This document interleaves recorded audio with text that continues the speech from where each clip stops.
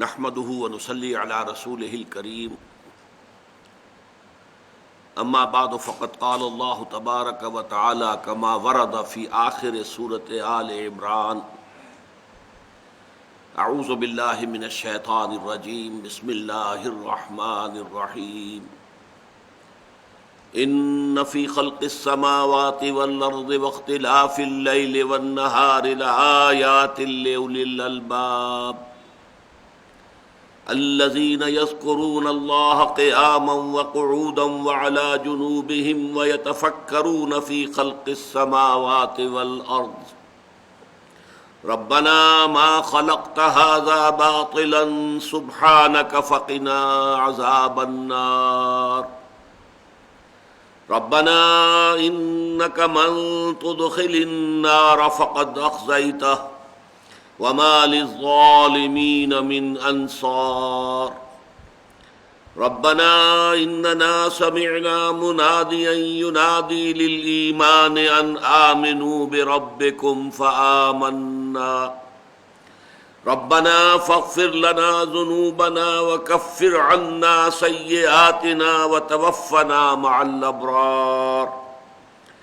ربنا وآتنا ما وعدتنا على رسلك ولا تخزنا يوم القيامة إنك لا تخلف الميعاد فاستجاب لهم ربهم أني لا أضيع عمل عامل منكم من ذكر أو أنثى بعضكم من بعض فالذين هاجروا وأخرجوا من ديارهم وأوذوا في سبيلي وقاتلوا وقتلوا لأكفرن عنهم سيئاتهم ولأدخلنهم جنات تجري من تحتها الأنهار ثوابا من عند الله والله عنده حسن الثواب صدق الله العظيم رب اشرح لي صدري ويسر لي امري واحلل عقدة من لساني يفقهوا قولي اللهم ربنا الهمنا رشدنا واعذنا من شرور انفسنا اللهم ارنا الحق حقا وارزقنا اتباعه وارنا الباطل باطلا وارزقنا اجتنابه آمین یا رب العالمین۔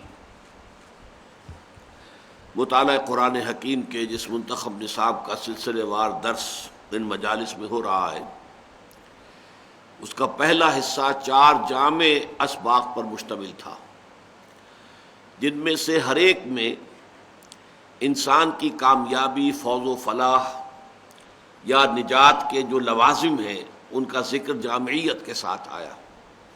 سورۃ العصر، آیت البر، سورہ لقمان کا دوسرا رکوع، پھر سورہ حامیم السجدہ کی آیات 30 تا 36۔ اس کے بعد دوسرا حصہ شروع ہوا جو ایمانیات کی بحث پر مشتمل ہے۔ اس میں پہلا درس سورہ فاتحہ پر مشتمل تھا، اب دوسرا درس ہے کہ جو سورہ آل عمران کے آخری رکوع کی ان 6 آیات پر مشتمل ہے۔ اس سبق کا اصل موضوع ہے ایمان کی اصل ماہیت اور حقیقت، اور ایمان کی سنتھیسس کیا ہے، کس طور سے ایمان وجود میں آتا ہے، اس کے اجزاء ترکیبی کیا ہیں، کس طریقے سے وہ درجہ بدرجہ ترقی کرتے ہوئے ایمان محکم کی شکل اختیار کرتے ہیں۔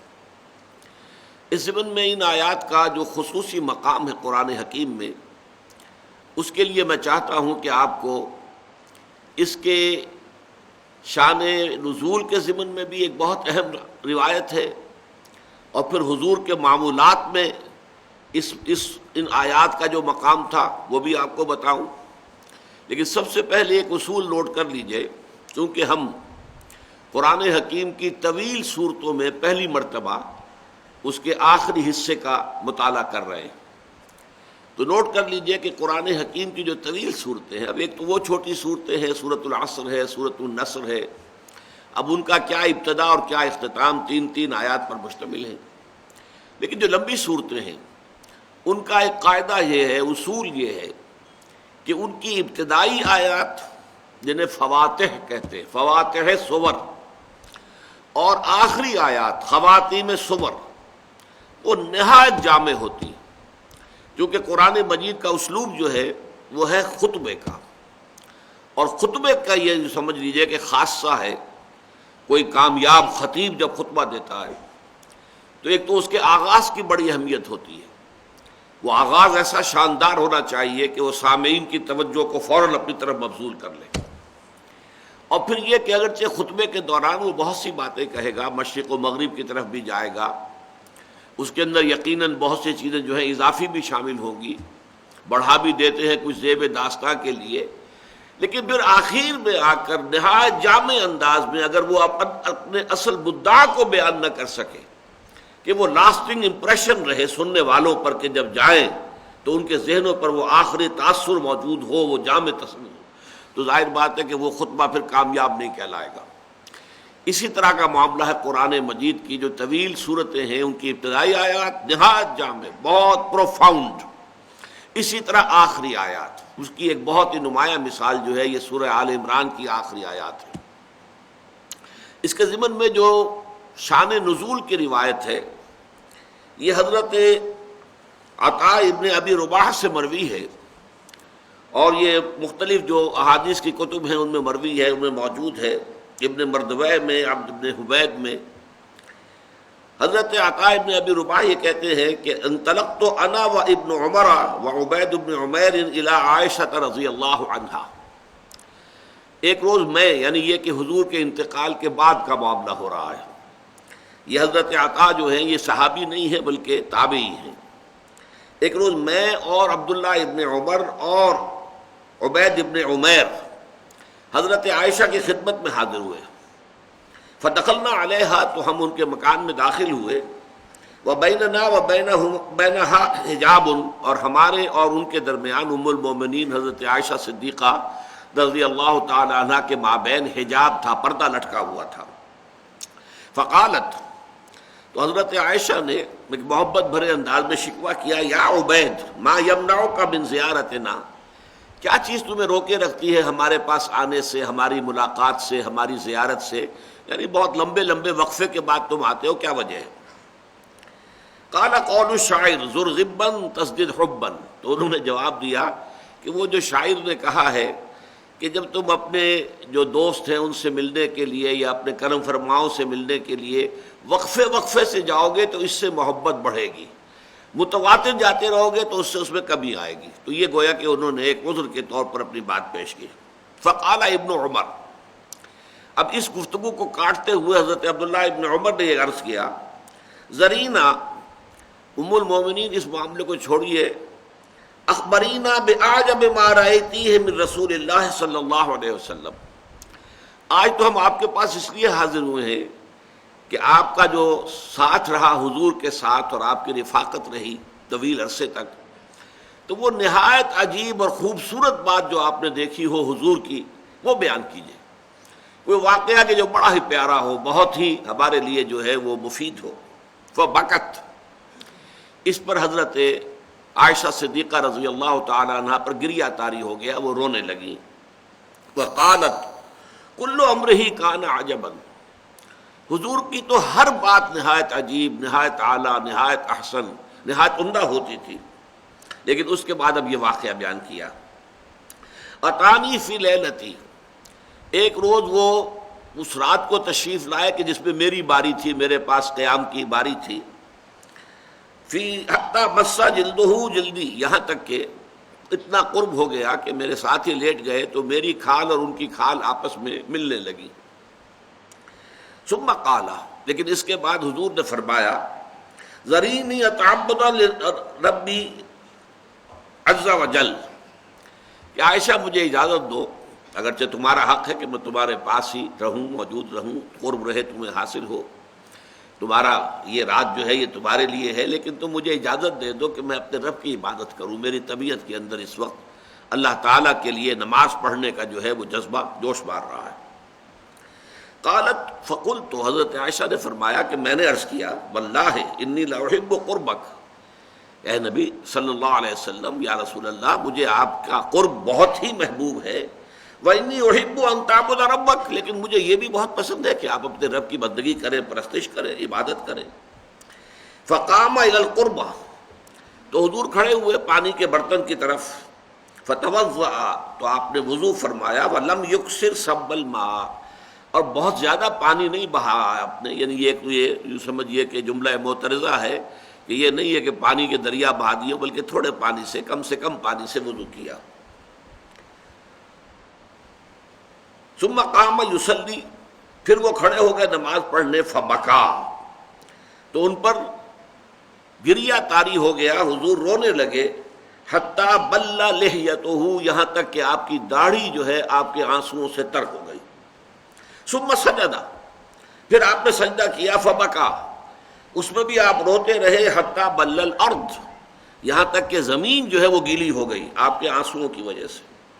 ثم استجع علی جنبہ، پھر وہ ذرا تھوڑی دیر کے لیے اپنے پہلو پر لیٹ گئے، فبکا، پھر آپ پر گریا طاری ہوا، حتی اذا اتی بلال یؤذنہ بصلاۃ الصبح، یہاں تک کہ جب فجر کا وقت ہو گیا اور حضرت بلال آئے آپ کو اطلاع دینے کہ جماعت تیار ہے۔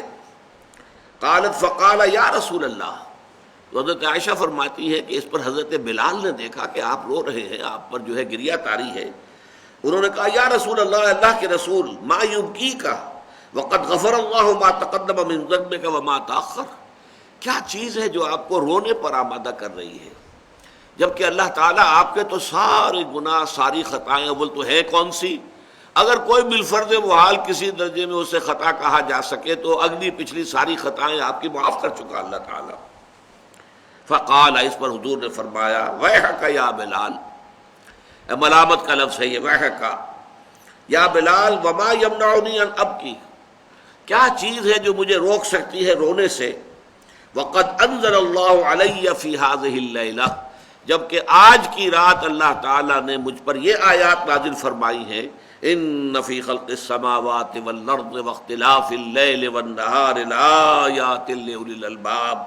ثم قال، یہ تمام آیات پڑھ کر پھر آپ نے فرمایا، ویل لمن قرأها ولم يتفکر فیہا، ہلاکت اور بربادی ہے اس شخص کے لیے جو ان آیات کو پڑھے اور ان میں تفکر نہ کرے، غور و فکر نہ کرے، سوچ بچار نہ کرے۔ تو آج اور انشاءاللہ اگلے اتوار میں ہم ان آیات پر کچھ تفکر کا حق ادا کرنے کی کوشش کریں گے حضور کے اس قول مبارک کے مطابق۔ دوسری روایات جو ہے وہ موطا امام مالک میں بھی ہے اور بخاری میں بھی اور مسلم میں بھی، وہ حضور کا معمول یہ بیان کرتی ہیں وہ روایات کہ حضور جب رات کو تہجد کے لیے اٹھتے تھے تو جیسے ہی آپ اٹھے اور اپنے بستر ہی پر ابھی بیٹھے ہوئے ہیں تو آپ اپنے ہاتھوں سے ذرا آنکھوں کو کچھ ملتے ہوں گے، الفاظ یہ آئے ہیں کہ پھر وہ اپنے ہاتھوں سے اپنی نیند کے اثرات کو اپنے چہرے سے ہٹاتے تھے۔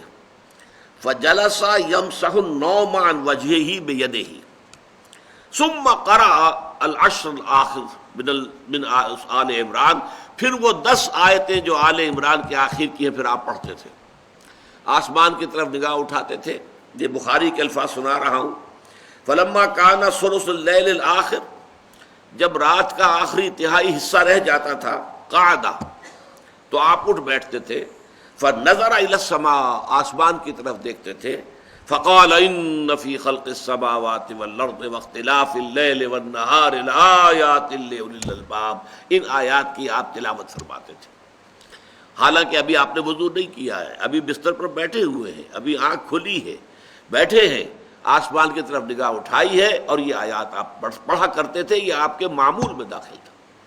تو اس سے آپ کو اندازہ ہو سکتا ہے کہ ان آیات کی کیا اہمیت ہے اور نبی اکرم صلی اللہ علیہ وسلم کے نزدیک یہ آیات کتنی محبوب تھی۔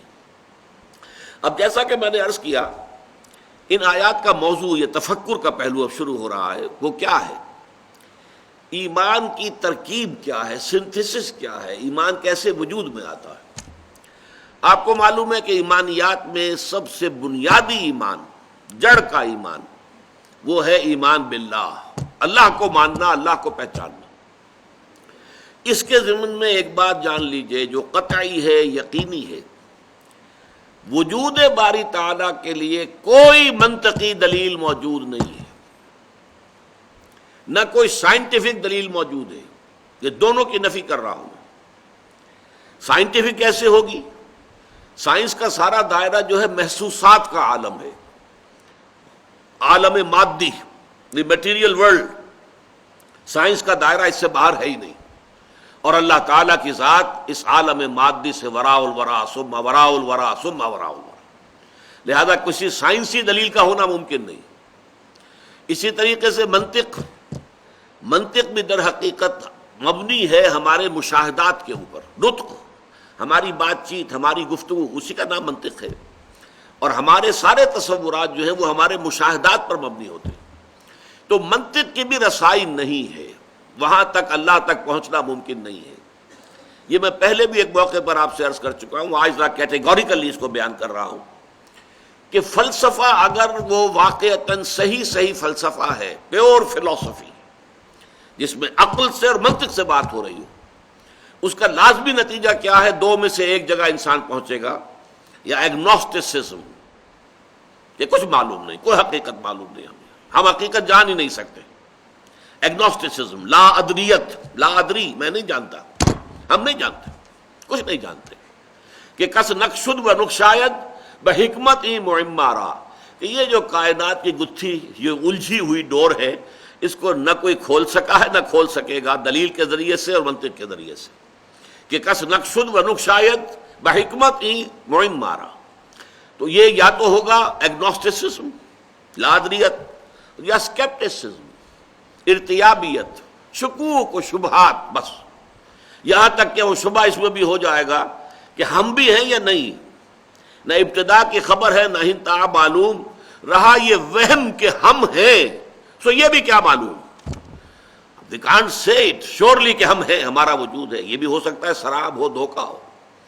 تو جو عقل خالص ہے، عقل خالص، اس کا لفظ بعد میں بھی آئے گا، یہ اس لیے کہ پیور ریزن کا لفظ استعمال کیا کانٹ نے، ایک کریٹیک آف پیور ریزن. عقل خالص جو ہے وہ درماندہ ہے اس معاملے کے اندر کہ وہ اللہ تک نہیں پہنچ سکتی. وہ جو اقبال نے کہا ہے کہ گزر جا عقل سے آگے کہ یہ نور چراغ راہ ہے، منزل نہیں ہے. یہ منزل تک نہیں پہنچا سکتی، کچھ پوائنٹ تو کرتی ہے کہ ادھر کچھ، ادھر ہے کچھ ہے ادھر، لیکن عقل منزل تک نہیں پہنچتی. یہ عقل جو ہے، عقل گو آستان سے دور نہیں، اس کی قسمت میں پر حضور نہیں، یہ وہاں تک پہنچتی نہیں ہے، پہنچ نہیں سکتی ہے. تو عقل خالص جو ہے، پیور فلسفی، میں نے عرض کیا، یا وہ لا ادریت کو جنم دیتی ہے اور یا وہ ارتیابیت کو جنم دیتی ہے، یا اسکیپٹسزم یا ایگنوسٹسزم. اللہ تعالیٰ کے وجود کے لیے ارسطو کے زمانے سے، ارسطو جو ہے حضرت عیسیٰ سے بھی کئی سو برس پہلے کی شخصیت ہے. منطق دنیا میں جو مانی جا رہی ہے وہ ارسطو سے شروع ہوتی ہے، جو مغربی منطق ہے. اگرچہ انڈیا میں منطق اس سے بھی پہلے موجود تھی اور بہت زیادہ ڈیولپ تھی، ہندوستان کی منطق، لیکن چونکہ بعد میں تو اب یہ جو دور ہمارا ہے، اس میں تو ہر چیز جو ہے وہ مغرب کی ہے، اس کی چھاپ پڑی ہوئی ہے، مغرب کا روب ہے. فلسفہ ہے تو مغرب کا، سائنس ہے تو مغرب کی. تو مغرب کا جو فلسفہ ہے اس میں منطق کا آغاز ہوا ہے ارسطو سے. ارسطو کے زمانے سے اللہ تعالیٰ کے وجود کے ثبوت کے لیے 3 دلیلیں پیش کی جاتی رہی. علامہ اقبال نے اس کا ذکر کیا ہے کہ کانٹ نے، ایمینوئل کانٹ جو ہے وہ جدید فلسفہ میں بہت اہم مقام کا حامل ہے، ایک لینڈ مارک ہے. اس نے ان 3 دلیلوں کو کاٹ کر رکھ دیا کہ ان میں سے کوئی دلیل بھی منطق کی ترازو میں پوری نہیں اترتی، بلکہ منطق کو کاٹتی ہے. ان الحدید بالحدید یفلح، لوہا لوہے کو کاٹتا ہے، اسی طرح منطق کو کاٹ دیتی ہے. تو یہ دلائل کیا تھے؟ دلیل انی، اذعانی طور پر، افی اللہ شک فاطر السماوات والارض، کیا اللہ کے بارے میں بھی کوئی شک ہو سکتا ہے جو آسمان اور زمین کا خالق ہے؟ اب یہ ایک ذرا زور تو ہے، خطیبانہ انداز ہے، پر زوردار انداز کے اندر دلیل کہاں ہے؟ اس میں دلیل تو نہیں ہے، منطقی طور پہ کوئی دلیل نہیں. اس کو آنٹولوجیکل دلیل کہتے ہیں، دلیل انی. دلیل لمی، کہ ہر چیز کے اندر کوئی حکمت ہے. اس کائنات کی جس شے پر غور کرو گے اس میں کوئی نہ کوئی پرپس ہے، پرپس فلنس، یہ اصول ہے اس تخلیق کا. اور ظاہر بات ہے کہ پرپس فل ہونا بتاتا ہے کہ پیچھے کوئی ذہن ہے جو کار فرما ہے. جس نے کہ کسی ارادے کے تحت اور کسی حکمت کے تحت اس کائنات کو تخلیق کیا ہے. یہ جو ہے ٹیلیولوجیکل آرگومنٹ کہلاتا ہے. پھر کاسمولوجیکل آرگومنٹ وہ ہے جو ہمارے عام جو واعظین ہیں وہ بھی استعمال کرتے ہیں ہمیشہ جب بات ہوگی مساجد میں. کیسے ممکن ہے کائنات ہو اور اس کا پیدا کرنے والا نہ ہو؟ یہ کیسے ہو سکتا ہے کہ جہاز چل رہا ہو اور جو ہے اس کا آپ کہیں کہ کوئی بنانے والا ہے ہی نہیں، خود بخود بن گیا ہے؟ یہ کیسے ہو سکتا ہے؟ تو عام آدمی کو یہ دلیل جو ہے یہ کافی اپیل کرتی ہے کہ یقیناً یہ خلق جو ہے خالق کے وجود پر دلالت کرنے والی شے ہے. لیکن آپ دیکھیں گے تو یہ خطرناک دلیل جو ہے اگلا قدم یہ بڑھاتی ہے عقل کہ اچھا اگر بغیر کسی کے پیدا کیے کوئی شے پیدا نہیں ہو سکتی، مان لیا ہم نے، تو اللہ کو کس نے پیدا کیا یہ بتاؤ. پھر اللہ بھی بغیر پیدا کیے کرنے والے کے پیدا نہیں ہونا چاہیے. تو دلیل نے دلیل کو کاٹ دیا. یا تو اس کو بھی مانو، اگر تو دلیل کو اگر اس کو تسلیم کرتے ہو کہ کوئی ہستی کوئی شے بغیر کسی صانع کے، کسی پیدا کرنے والے کے، کسی خالق کے پیدا نہیں ہو سکتی، تو اللہ تعالیٰ کیسے پیدا ہو گیا جس کو تم مانتے ہو کہ اس کا پیدا کرنے والا کوئی نہیں؟ دلیل آ کر یہاں کٹ گئی. بہرحال کانٹ نے ان تینوں کے بارے میں کہا، اگرچہ دو دلیلیں پھر بعد میں اور بھی دی گئی ہیں اللہ تعالیٰ کی ہستی پر. ایک ہسٹوریکل کہ تاریخ میں ہمیشہ سے ہر معاشرے میں یہ مانا گیا ہے کہ کوئی پیدا کرنے والا ہے. لیکن اگر اس دلیل کو مانے تو پھر تاریخ میں ہر معاشرے میں شرک بھی موجود رہا ہے. جس قدر تسلسل شرک کو رہا ہے کہ ایک پیدا کرنے والے کو مان کر اس کے ساتھ نائبین، اس کے ساتھ جو ہیں اس کے لاڈلے، اس کے منہ چڑھے، جن کی سفارش کو وہ روک نہیں سکے گا، یہ سارے تصورات بھی رہے کہ نہیں رہے؟ اگر پرماتما کے ساتھ جو ہے اور مہادیو کے ساتھ دیویاں اور دیوتاؤں کی فوج رہی ہے، اگر بڑے جی سے لکھے جانے والا گاڈ چاہے وہ رومن امپائر کا ہو اور چاہے وہ گریکس کا ہو، وہ ساتھ ہی ان کے گاڈز اینڈ گاڈیسز کی فوجیں ہیں. اللہ ایک ہے، آلہہ بے شمار ہیں. تو یہ دلیل بھی کٹ گئی کہ اگر کسی شے کا تسلسل اور دوام اور اس کا مسلسل پایا جانا تاریخ کے دوران دلیل ہے تو پھر شرک کے حق میں بھی اس دلیل کو ماننا پڑے گا. ایک دلیل جو ہے وہ دی گئی ہے مورل، اور وہ بڑی وزنی دلیل ہے. اور لیکن یہ کہ قرآن مجید نے اس دلیل کو وجود باری تعالیٰ کے لیے استعمال نہیں کیا ہے، بلکہ اسے آخرت کے لیے، معاد کے لیے، جزا و سزا کے لیے استعمال کیا. وہ ابھی آج ہم پڑھ لیں گے انشاءاللہ تعالیٰ. تو یہ سمجھ لیجئے کہ جب اللہ تعالیٰ کی ہستی کا کوئی ثبوت ہمیں منطقی دلیل سے نہیں ملتا ہے تو پھر اللہ تعالیٰ کی کو ماننے کی بنیاد کیا ہے؟ دیکھیے اس کا تعلق ہے کلیتاً انسان کی فطرت کی بدیہیات. بدیہ کہتے ہیں ایسی چیز جو از خود روشن ہو، واضح ہو، جس کو کسی دلیل کی حاجت نہ ہو. جیسے کہتے ہیں کہ آفتاب آمد، دلیل آفتاب. اسی طریقے سے کوئی شے جو بالکل روشن ہے، از خود واضح ہے. فطرت کے اندر کوئی شے ہے. اقبال نے کانٹ کی بات مانی ہے.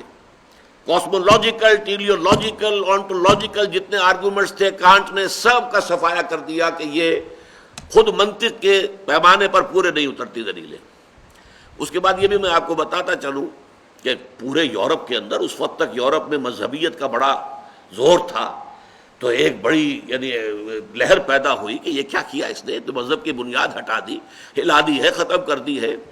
اب یہ بھی ہو سکتا ہے کہ معاشرے کے دباؤ کی وجہ سے، جیسے ہم دیکھتے ہیں علامہ اقبال نے جب شکوہ نظم لکھی تو بڑا ایک طوفان مچ گیا کہ یہ ایسی گستاخی اللہ تعالیٰ کی جناب میں، اور اس طرح کا انداز، اور یہ باتیں کرنا اس طرح اللہ کے ساتھ جب شکوہ.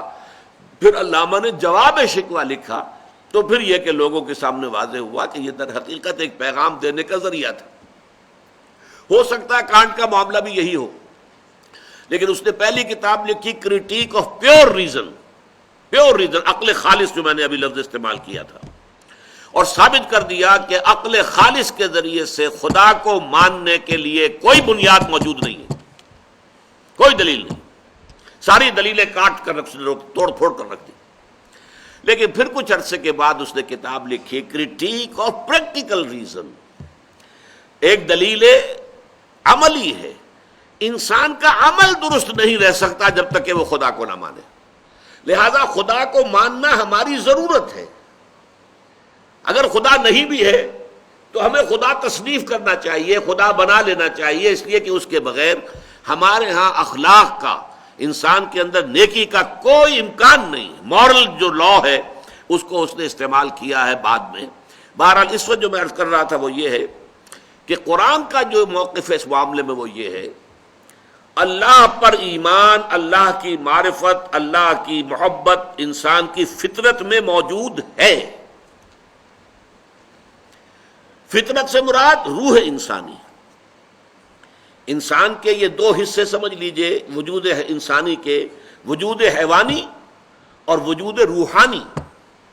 ایک ہمارا حیوانی وجود ہے، جیسے گھوڑا ہے، جو انسٹنکٹس اس کے وہ ہمارے بھی ہیں. کھانے کو چاہیے، پینے کو چاہیے، آرام چاہیے، استراحت چاہیے، یہ ساری چیزیں. نسل کشی ہے وہ بھی ہے، اس کے بھی سیکشول جذبات ہیں، ہمارے بھی ہیں. تو ہم for all practical reasons we are animals. ہمارے اینیمل انسٹنکٹس ہے وہی ہے کہ جو تمام اینیملس کے. لیکن ہم صرف اینیمل نہیں ہیں، ہمارا ایک وجود کا حصہ ہے یہ اینیمل ایگزسٹنس، ایک ہے اسپرچول ایگزسٹنس، جسے یورپ کے فلاسفہ نے بھی مانا ہے کہ ایک ڈیوائن سپارک بھی ہے انسان کے اندر، روح ملکوتی ہے، شعلہ ملکوتی ہے. یہ جو انسان کا حصہ ہے ڈیوائن، یہ در حقیقت اصل انسان یہ ہے. اور اس انسان کے اندر جو روح ہے در حقیقت اس سے یہ مراد ہے، اس میں اللہ تعالیٰ کا علم، اللہ کی محبت، اللہ کی معرفت، تینوں چیزیں موجود ہیں. البتہ اس پر ظہول کے پردے پڑ جاتے ہیں. ہمارا وجود حیوانی چھا جاتا ہے وجود روحانی کے اوپر.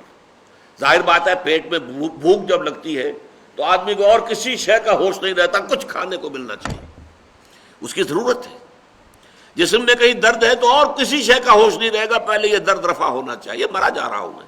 آپ کو معلوم ہے آنکھ میں درد ہو جائے، دانت میں درد ہو جائے، اسی سے آدمی بے بس ہو کر رہ جاتا ہے. کان میں درد ہو جائے بے بس ہو کر رہ جاتا ہے. تو انسان کو اس کے مادی تقاضوں نے اتنا گھیرا ہوا ہے کہ اس کے اندر وہ گم ہو کر رہ گیا ہے، اور وہ جو اس کے روحانی تقاضے ہیں، اس کے روحانی انسٹنکٹس ہیں، وہ بالکل دب کر رہ گئے.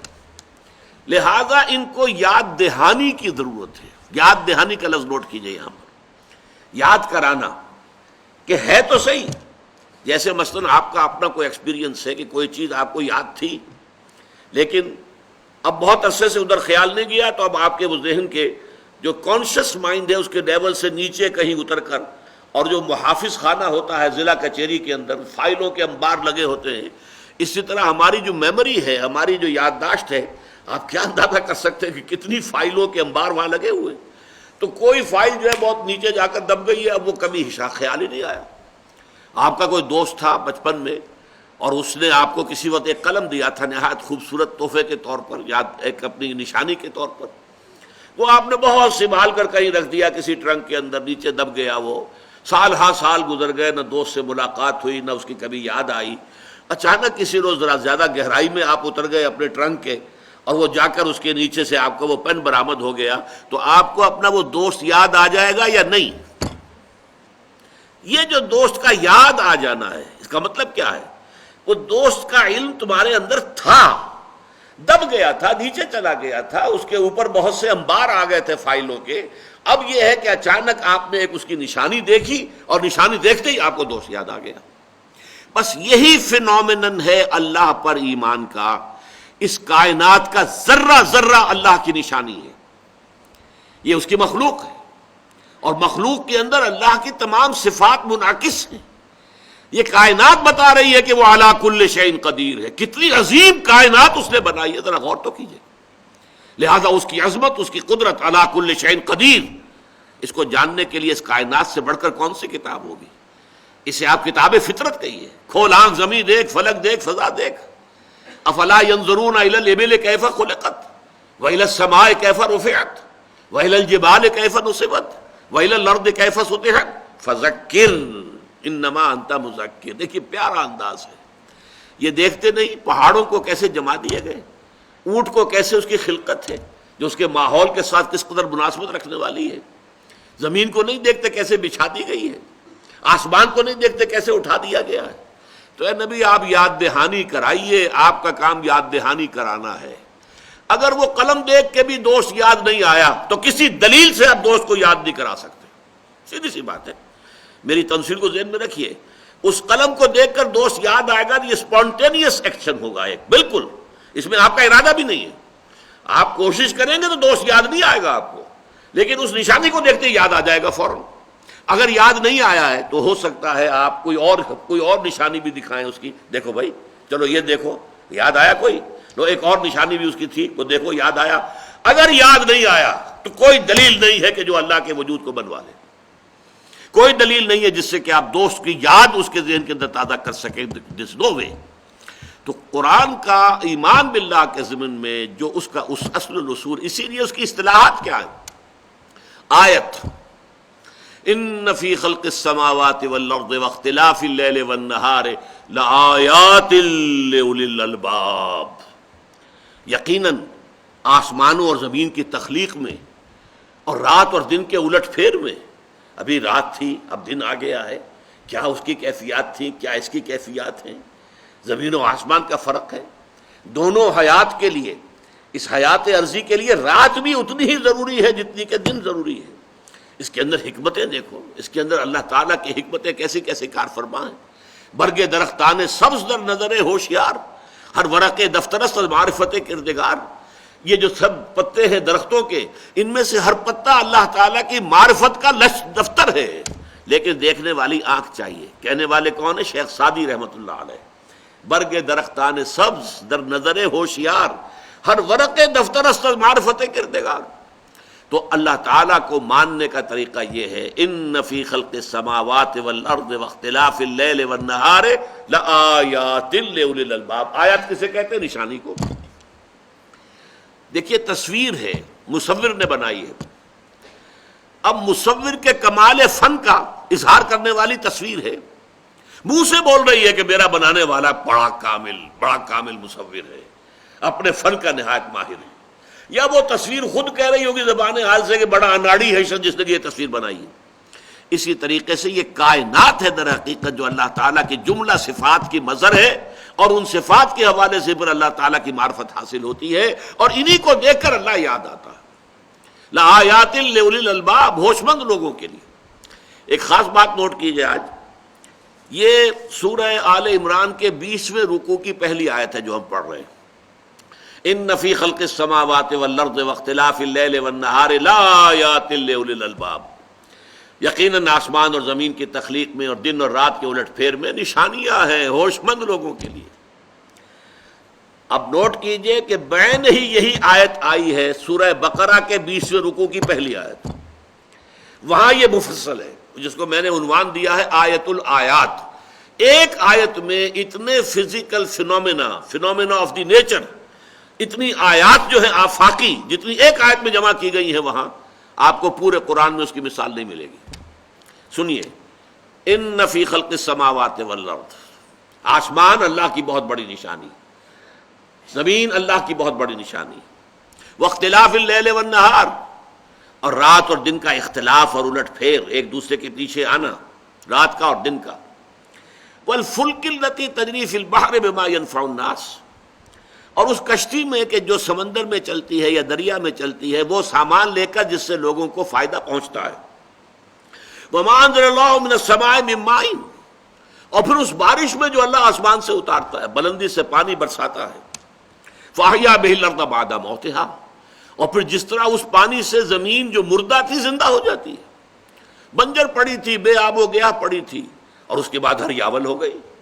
اگر ایسی بھی زمین ہے جو زیر کاشت نہیں ہے، وہاں بھی آپ کو معلوم ہے کہ وہ گنجے پہاڑ جو ہوتے ہیں بالکل، وہاں پہ ہریاول تو آ جاتی ہے، گھاس تو اگاتی ہے نا، معلوم ہوتا کہ انہوں نے کوئی گہنا پہن لیا ہے، کوئی زیور جو ہے اس سے آراستہ ہو گئی ہے زمین، زخرفوہا قرآن مجید کہتا ہے، اور اگر کوئی فصل ہے تو ظاہر بات ہے لہرا آ رہی ہے۔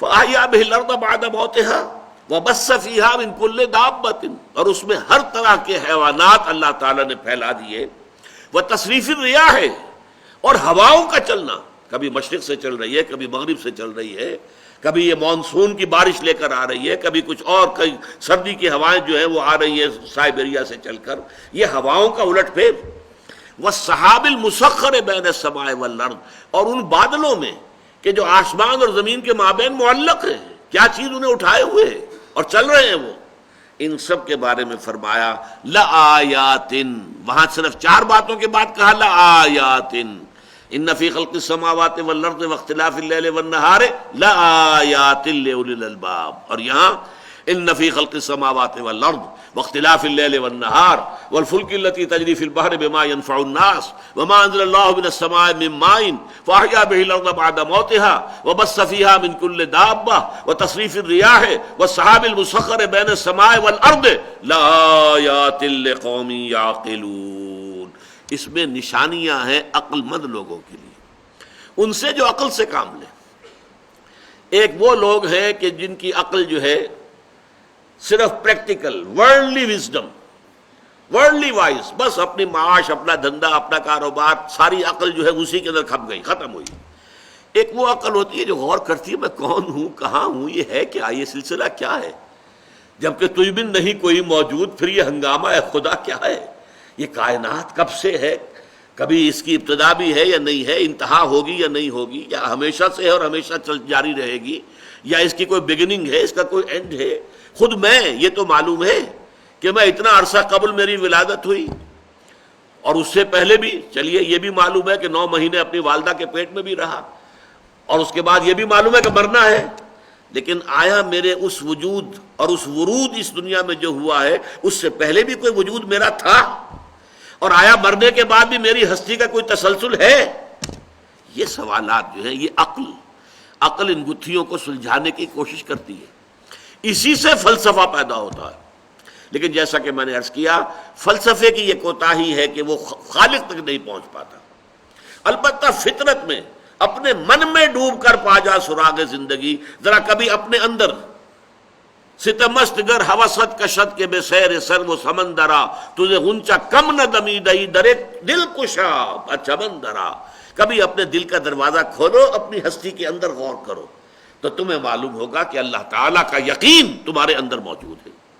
یہاں سے یہ ابھرے گا، اور اس کو ابھار کر لانے والی چیز کیا؟ آیات، نشانیاں، جیسے میں نے مثال دی، قلم دیکھا اور دوست یاد آ گئے۔ اسی طریقے سے آیات آفاقیہ پوری کائنات میں پھیلی ہوئی، 10 آیتیں اس آیت کے اندر ہے، آیت الآیات جو میں نے ابھی آپ کو پڑھ کر سنائی، سورہ بقرہ کے 20ویں رکوع کی پہلی آیت۔ پھر یہ کہ یہی آیت قرآن مجید کی مکی صورتوں کے اندر جو ہے ایک ایک آیت پر جو ہے ایک ایک جو اس کے اندر نشانی بیان ہوئی ہے، فزیکل فینومینن، وہ ایک ایک آپ کو آیت کے اندر ملیں گی، اور 10 آیتوں میں جا کر یہ مضمون پورا ہوگا۔ لیکن یہ ہے مضمون وہی، یہ نشانیاں ہیں، ان سے اللہ یاد آ جاتا ہے۔ اس یاد آنے کے عمل کو تذکر کہتے ہیں، ریمائنڈ کرنا، ریممبرنس۔ بھول گئے تھے تمہارے شعور کی سطح سے نیچے چلی گئی تھی بات، محافظ خانے میں تمہارا یہ فائل جو ہے یہ بہت نیچے دب گیا، آ گیا اوپر، سطح کے اوپر آ گیا نشانیوں کے ذریعے سے۔ اسی لیے قرآن مجید کو قرآن از خود کیا قرار دیتا؟ ذکر، از ذکر، انا نحن نزلنا الذکر وانا لہ لحافظون، ہم نے ہی اس ذکر کو نازل کیا۔ یہ یاد دہانی کراتا ہے، یہ کیٹالیٹک ایجنٹ ہے۔ جس طرح آپ کو معلوم ہے کہ کسی کیمیکل پروسیس کے اندر 2 چیزیں آپس میں ایکٹ نہیں کرتی جب تک کہ کیٹالیٹک ایجنٹ نہ آ جائے، وہ کیٹالیٹک ایجنٹ جو ہے وہ جوں کا تو رہتا ہے، لیکن یہ کہ وہ عمل کا آغاز کر دیتا ہے۔ تو ہمارا یہ ڈورمنٹ کانشسنس، ہمارے اندر اللہ کا شعور کہ جو پشمردہ ہو گیا ہے، جو ڈورمنٹ ہے، جو سویا ہوا ہے، وہ دوبارہ جاگتا ہے آیات آفاقیہ سے، آیات انفسی سے، اور آیات قرآنیہ سے۔ قرآن مجید پڑھو گے، اندر ایک تھرل محسوس کرو گے، معلوم ہوگا کہ کوئی سمپیتھیٹک وائبریشن ہو رہی ہے، کوئی چیز اندر آپ کے اندر جو ہے وہ آپ گواہی دے رہی ہے کہ ہاں یہ بالکل حق ہے واقعتاً۔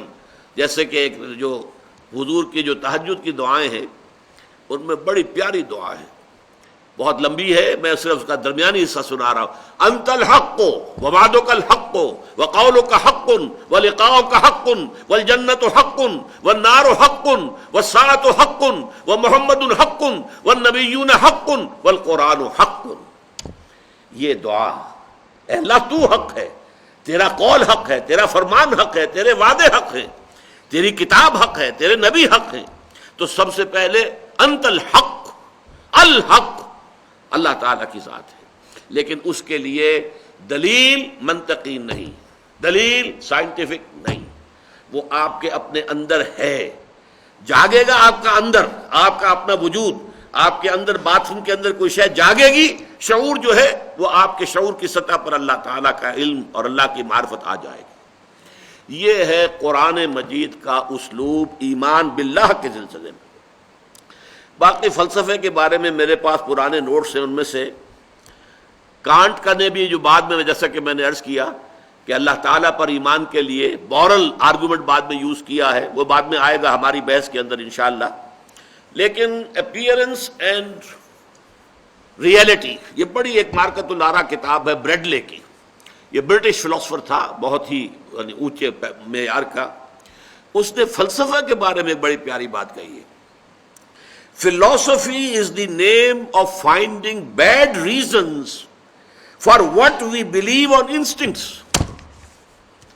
یہ بات ایمان باللہ کے ضمن میں اللہ کے قرآن کے اسلوب پر 100% راستہ تھی۔